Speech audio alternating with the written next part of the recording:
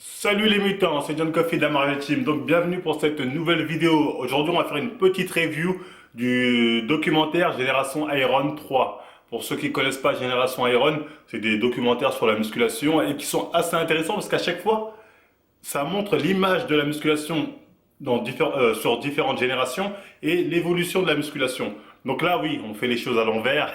On commence par le 3, donc la review de Génération Iron 3 qui est sortie en décembre dernier, je crois. Donc voilà, si ça marche bien, après ensuite on fera aussi peut-être des reviews sur le 2 et le 1 qui sont aussi très intéressants, hein. Il y a vraiment des trucs intéressants à relever dans ces deux-là. Donc voilà, si ça vous plaît, vous partagez, vous likez, tatati. Comme ça, on fait la review des deux précédents. Donc, qu'est-ce qu'on a pensé de ce Génération Iron 3? Bah, honnêtement, j'ai bien aimé. Je dirais pas que c'était le meilleur parce que non, le 1 et le 2 surtout, pour moi, ils sont mieux en termes de sujets abordés. Mais là, en fait, dans le 3, le truc, c'est qu'ils ont essayé d'aborder des sujets nouveaux, tu vois, pour pas que ce soit à chaque fois la même chose. Mais ils ont dit beaucoup de merde, c'est ça le problème. Dans ce qu'ils ont dit, il y a des trucs, je me suis dit, mais comment ça a pu passer avec mon collègue? On s'est dit, c'est pas possible, ils ont osé dire ça.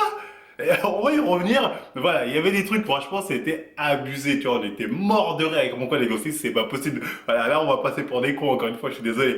Donc, enfin, bref, on va y revenir. Sinon, dans l'ensemble, ouais, c'était, bon, tu passes un bon moment. Honnêtement, les générations Iron, tu te fais rarement chier, en tout cas, quand t'es plus ou moins intéressé par le monde de la musculation, tu te fais rarement chier, il y a toujours des trucs intéressants à relever, tout ça. Donc, même les gens qui forcément, ne font pas forcément de musculation, peuvent, je pense, regarder ce reportage et apprendre pas mal de choses, même si des fois il y a des trucs comme, je vais vous le montrer, c'est n'importe quoi, et passer un bon moment, en tout cas ça passe assez bien je trouve. Comment commence ce petit documentaire?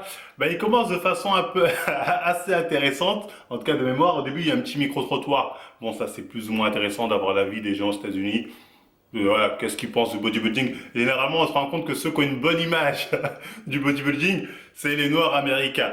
C'est-à-dire les Noirs, généralement américains, c'est pas les plus riches, tu vois. Donc voilà, c'est plus les gens d'en bas qui ont une bonne image, alors que quand il va voir, on va dire, des bourgeois, hein, des Los Blancos, attention, ne me jetez pas la fière des Blancos. Voilà, eux sont plus en mode, oh, ça a l'air intéressant, mais je connais pas plus que ça. Ils sont un peu éloignés de ça, tu vois, c'est pas leur délire. Enfin bref. Donc ouais, un petit micro-trottoir comme ça, plus ou moins intéressant à suivre. Ensuite, voilà, il présente les différentes catégories de bodybuilders, hein, qu'on peut retrouver souvent dans les compétitions. Men's physique, c'est ce avec le short, je crois, ouais, c'est ça. Men's classique. L'autre catégorie, c'est men's open, je crois, c'est comme ça. Donc voilà, t'as classique physique, enfin t'as men's physique, classique physique et men's open. Men's open, c'est voilà, giga balèze, tout ça, etc., etc. Quand la voix off te présente ces catégories, elle te dit en gros, oui, la seule différence entre ces trois gabarits, c'est que le men's physique, lui, il s'entraîne plutôt en léger, doucement, pas très dur. Le men's classique, lui, oui, il prend des charges plutôt moyennes, voilà, il n'hésite pas à charger un peu. Alors que le mec en men's opens, lui, il prend des charges extrêmement lourdes, il va au max, il est à l'extrême. Tu vois, tu dis, mais, tu vois, dès le début, il dit, arrêtez de vous foutre de notre gueule. On sait très bien que la différence, c'est pas ça entre ces gabarits. Déjà, ils sont tous chargés. Là-dessus, il faut être très clair, toutes ces catégories sont tous chargées. Et la seule différence, c'est le nombre de calories qu'ils vont bouffer, hein, voilà, combien ils vont bouffer pour être dans leur catégorie de poids. Et surtout, quel genre de dose ils vont utiliser. Voilà, quel genre de produit, quel genre de dose qui va leur permettre de voilà, tripler de volume. C'est surtout ça la différence. Donc la voix off commence en racontant pas mal de conneries là-dessus. Mais bon, après il y a d'autres conneries là-dessus, on y reviendra. Sinon bref, ce que j'ai bien apprécié dans ce documentaire, c'est que ce coup-ci, ils ont montré une vision, on va dire, mondiale du bodybuilding. C'est-à-dire que la personne qui a fait le reportage a autant montré des athlètes américains que des athlètes indiens. En fait, il essaie de partir dans tous les pays où le bodybuilding, voilà, il y a un vrai engouement derrière. Il est parti même en Afrique, au Ghana, en Ouzbékistan, voilà, plusieurs pays, genre en Iran aussi, je crois, voilà, plusieurs pays dans le Moyen-Orient. Ils sont partis aussi en Inde, en Chine, voilà, au Vietnam aussi, je crois. À un moment, ils partent du Vietnam. En tout cas, voilà, il voulait montrer à quel point, dans le monde de bodybuilding, comment ça se fait reconnaître et à quel point, voilà, il y a des passionnés partout. Tu vois, bon, sur Instagram, on les voit, mais c'est vrai que les voir comme ça en vidéo, les entendre, tout ça, et tu dis, ouais, en fait, il y a un vrai engouement. Et ça revient à ce qu'on a dit sur la vidéo d'Eric Favre. C'est-à-dire que il n'est pas parti en Europe. En Europe, il n'avait aucun pays, encore moins en France. Je me suis dit, peut-être l'Allemagne, il va trouver en Europe. Mais bon, même là, ils ne sont pas allés, tu vois.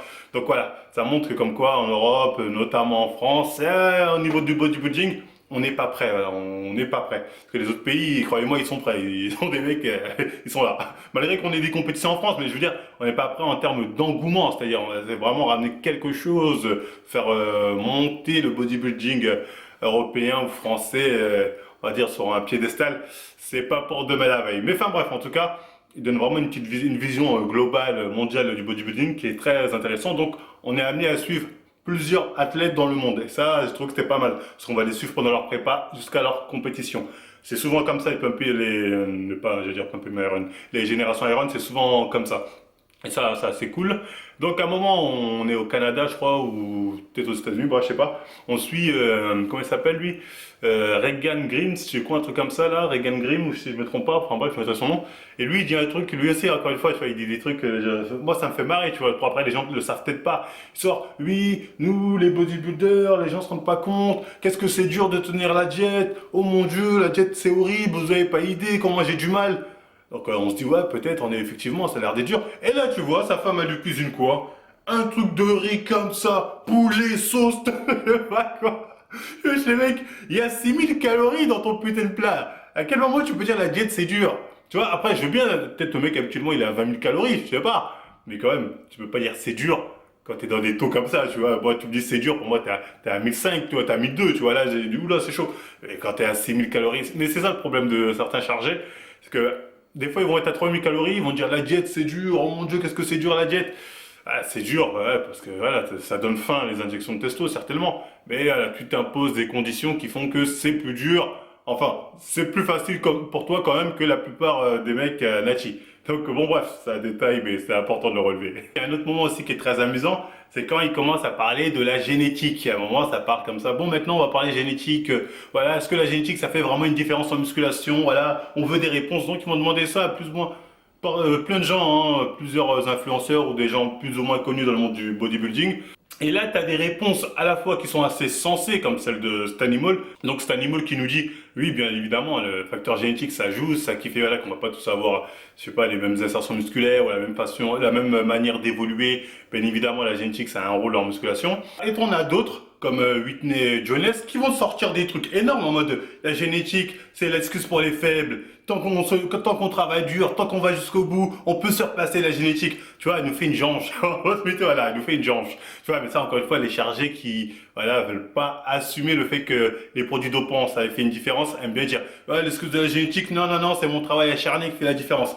Donc voilà, elle raconte un peu des bêtises sur le coup. Mais c'est pas le truc qui nous a le plus choqué.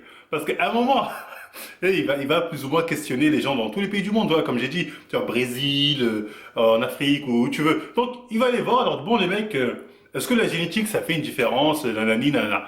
Et là, tout le monde est là en train de bomber le torse. Ce Brésilien, il se ramène, il commence par dire, oui, bien sûr, nous, au Brésil, on a une génétique de métis. Donc voilà, c'est pour ça qu'on est tous athlétiques, on est tous bien, nanani, nanana. Ah bon? Ah bon, donc voilà, on a fait le mélange ultime, donc on a les meilleurs corps au Brésil.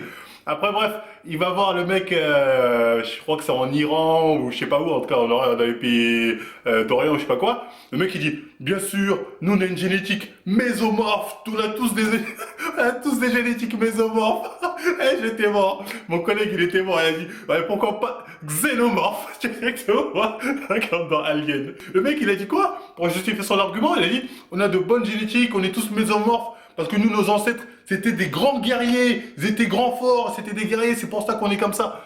J'ai dit, mec, pourquoi vous racontez des bêtises? Donc le mec te dit, moi je suis balèze parce que je descends d'une race de guerriers, de super saiyans, on est tous grands et forts, c'est pour ça que nous, on a une génétique favorable. Bon ça, c'est une grosse connerie déjà de dire que nous, on est tous grands, forts, je sais pas quoi. La plupart des bodybuilders, là, faut savoir, ils font 1 m 75. Donc non, ils racontent des bêtises, clairement. Mais bon, c'est pour... Je pense qu'il y avait une petite concurrence dans chaque pays, chaque continent, à vouloir se mettre un petit coup de sauce, à dire oui, non, moi j'ai le tic, nous, chez nous, on est vraiment les plus balèzes, ou je ne sais quoi. Et le pire, c'est quand il va voir les Africains, les mecs du Ghana, et qu'il leur parle de génétique.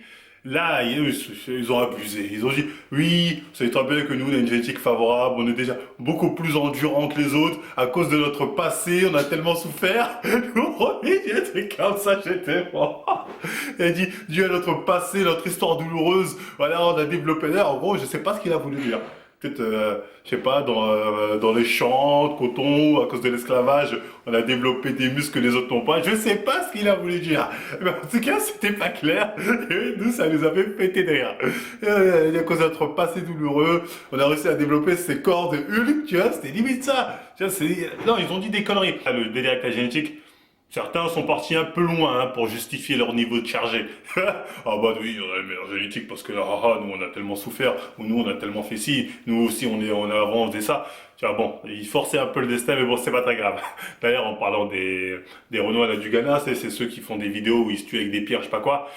Bon, eux c'était assez amusant parce qu'à chaque fois qu'ils parlaient, c'était nous naturel bodybuilder, nous naturel bodybuilder, naturel. Et ce qui est marrant, c'est que dans les sous-titrages français, il y a aucun moment ils mettent naturel. Ils mettent que bodybuilder, bodybuilder, bodybuilder. Alors que tu l'entends quand ils parlent anglais, ils disent naturel bodybuilder, mais en français ils ont la décence de se dire prends-nous pas pour des cons. De toute façon, on y reviendra dans une vidéo sur ces Renois bodybuilders naturels qui s'entraînent avec des rochers, no pain no gain. On y reviendra ça dans une vidéo, donc je vais pas insister trop là-dessus. Tout ça pour vous dire que ils ont voulu parler de génétique et voilà, ils ont mal abordé le sujet malheureusement de la génétique en musculation. Certaines personnes l'ont plutôt bien abordé, mais comme je vous ai dit, il y avait on retient plus le délire du ah non, nous notre pays c'est les meilleures génétiques, nous notre pays, non nous c'est les meilleures génétiques. Et ça fait un peu querelle d'enfants, tu vois, et ça n'a pas d'intérêt. Malheureusement, ça c'est dommage. Oui, après il y a aussi le côté, on va dire, concurrence entre bodybuilders qui est mis en avant. Pas concurrence dans le sens où on est dans la même catégorie, on va s'affronter donc on est concurrent. Non, c'est concurrence dans le sens où voilà, les mecs de Men's Open, je crois, et de Classics Physique, ah, ils se détestent. Enfin, c'est plus les mecs, les gros bodybuilders, en gros, Men's Open, qui détestent les mecs de Classics Physique. Ils le disent clairement, ils disent, on fait pas le même sport, c'est pas le même truc, nous on s'entraîne vraiment, eux c'est un truc pour les garçons, nous c'est pour les hommes, nanani. Il y a un certain mépris de leur part des classiques physiques, dans des men's physiques plutôt, des men's physiques, ouais, je crois. Bon, faut pas que je confonde, enfin bref, voilà, je crois qu'il y a un certain mépris de leur part, hein. On le voit à plusieurs reprises sur le reportage, ils sont là en mode oh oh oh oh, eux ils s'entraînent comme des fillettes, ils ont même pas de jambes, oh oh, ils se foutent de leur gueule d'éther, tu vois, et les men's physiques sont un peu là en mode ouais, franchement, nous on s'entraîne aussi dire que c'est pas juste ce qu'ils disent sur notre dos, ils sont juste jaloux parce qu'on fait les magas, enfin on passe souvent dans les magazines, on a plein de followers sur Instagram, ou je sais pas quoi, je sais pas quoi. Et je pense qu'ils ont raison, les mecs de Men Physique, quand ils disent ça. Parce qu'en fait, les gens aujourd'hui, la catégorie montante, ils le disent très bien dans ce reportage, c'est les corps comme les mecs de Men's Physique, à la rigueur classique physique. Mais les gros bodybuilders, ça attire de moins en moins de monde. Pour les gens, c'est trop effrayant, c'est trop, ah non, eux, c'est grillé, que c'est dopé, donc les gens sont pas intéressés, tu vois. Alors que les mecs de Men's Physique, ou plus Men's Physique, pour la plupart des gens, comme les gens sont cons, pensent qu'ils sont natifs. Ils disent, ouais, non, ouais, atteignable naturellement. Ouais, non, si, 10 ans de muscu, ouais, 10 ans, ouais, 10 ans. Ouais, ça, ouais, on me l'a vu, t'es naturel. Tu vois, les gens sont cons. Donc, c'est pour ça aussi, je pense que ils ont un peu le seum, les gros bodybuilders, parce qu'ils se disent, eux aussi sont chargés. Nous, on prend des doses plus élevées, on prend, en gros, on a plus de risques pour notre santé, pour être plus impressionnant. Et au final, vous êtes là, vous tapez des hucs sur eux, et nous, vous êtes là, vous nous ignorez. Donc voilà, il y a un peu ce manque de reconnaissance que je peux, comprendre de leur part. Donc c'est pour ça qu'il y a une petite dualité entre ces catégories-là. Mais bon, c'est intéressant de le savoir, hein, il le montre bien à plusieurs reprises dans le reportage. Même certains men's physiques disent ouais, ils sont jaloux parce que nous on gère des meufs avec leur gros corps et gèrent que dalle. Alors c'est peut-être vrai, hein, j'en sais rien, tu vois. Mais c'est intéressant de voir cette petite rivalité. Sinon aussi, il y avait de très bons points à retenir de ce reportage, hein. Là, j'ai dit plus ou moins les 2 points qui nous ont le plus scandalisés, on va dire, quelque part. Mais voilà, après, ça nous montre surtout plus ou moins le parcours de plusieurs bodybuilders dans le monde qui sont passionnés, qui ont envie voilà, de vivre de ça. Ben, on peut voir que pour la plupart, ben, ils en vivront pas. C'est très dur hein, de vivre du bodybuilding, quel que soit où que tu sois dans le monde. On voit que c'est galère. Kai Grim, il va en Chine. Voilà, avoir des petits Chinois, leur dire oh, on va faire des abdos comme ça, vous allez voir. Faites un circuit, vous allez avoir les mêmes abdos que moi. Bon, il prend un peu les gens pour des cons, mais bon, il prend son billet, tu vois, quelque part, j'ai envie de dire. Ouais, je vais pas lui jeter la pierre, tu vois, faut bien manger.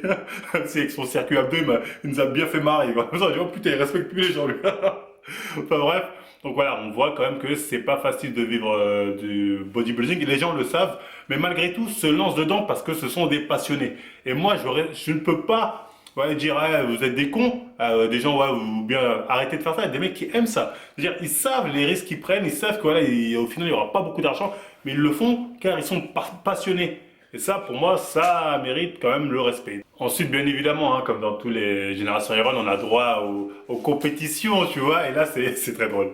Honnêtement, moi, j'étais voir parce qu'à un moment, il y a un bodybuilder vegan, un Indien, j'ai oublié son nom, Bagom, je sais pas quoi, bon, bref, un nom imprononçable, je pense, pour la plupart des gens. Donc lui, il se ramène, il dit, ouais, moi, en tant que vegan, je vais vous montrer ce que je vais faire.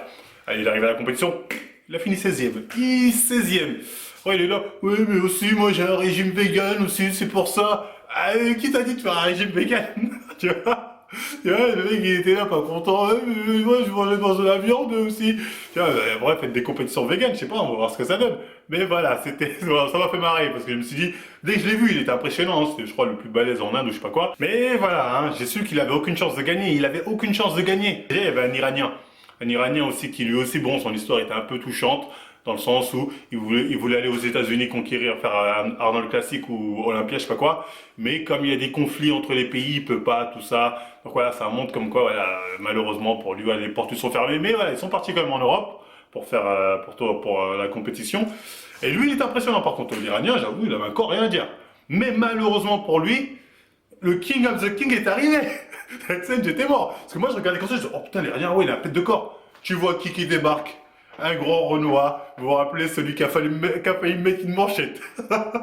Voilà, Cédric Macmillan. Il se ramène. Lui, il a mis tout le monde en PLS. Déjà, il est grand. Il est grand, il est aussi monstrueux qu'eux. Je l'ai vu sur scène, il peut que gagner. Et effectivement, il a gagné. L'Iranien, il était énervé. Mais quand t'as un Macmillan devant toi, mais t'es foutu, Macmillan. La seule chose qui peut l'éliminer, c'est sa tête. C'est parce qu'il a une tête qui fait très peur. Sinon, si le jury passe outre de ça, Macmillan, il a un des meilleurs corps voilà, que j'ai jamais vu dans le bodybuilding. Très clairement, hein. Macmillan, c'est abusé. Ça montre aussi voilà, le côté bodybuilding féminin, comment ça se passe, etc. etc. C'est assez intéressant, faut bien le reconnaître. Donc voilà, après je crois que c'était tout. Hein. Après j'ai dû oublier certaines choses, mais bon, je vous fais un résumé un peu comme ça. Au final, c'était un assez bon documentaire. Peut-être pas aussi intéressant sur certains points que le 1 ou le 2. Parce que dans le 1 et le 2, des fois, voilà, on touche vraiment des points voilà, qui sont très intéressants à analyser quand on parle de musculation.